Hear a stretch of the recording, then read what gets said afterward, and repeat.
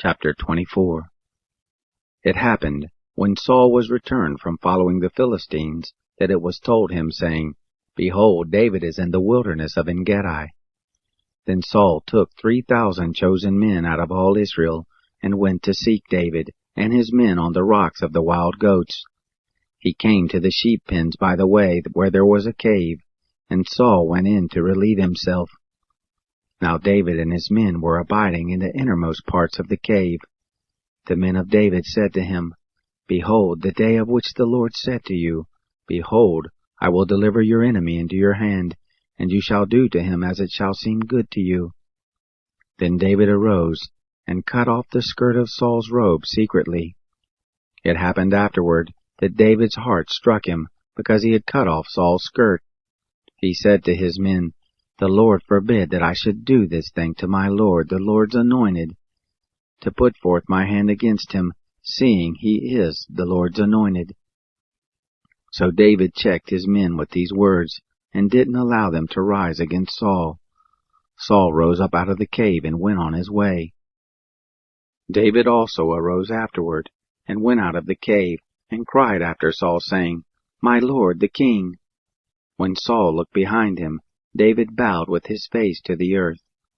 David said to Saul, Why do you listen to men's words who say, Behold, David seeks your hurt?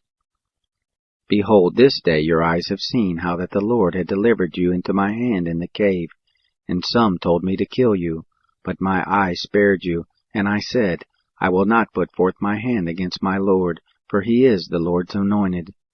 Moreover, my father, look, yes, see the skirt of your robe in my hand, for in that I cut off the skirt of your robe, and didn't kill you. Know you and see that there is neither evil nor disobedience in my hand, and I have not sinned against you, though you hunt after my life to take it. The Lord judge between me and you, and the Lord avenge me of you, but my hand shall not be on you. As says the proverb of the ancients, Out of the wicked comes forth wickedness, but my hand shall not be on you. After whom is the king of Israel come out? After whom do you pursue? After a dead dog? After a flea? The Lord therefore be judge, and give sentence between me and you, and see, and plead my cause, and deliver me out of your hand.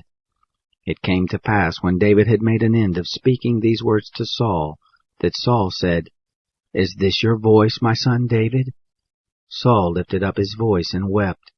He said to David, You are more righteous than I, for you have rendered to me good, whereas I have rendered to you evil.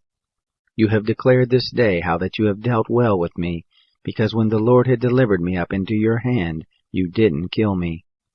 For if a man finds his enemy, will he let him go away unharmed? Therefore may the Lord reward you in good for that which you have done to me this day.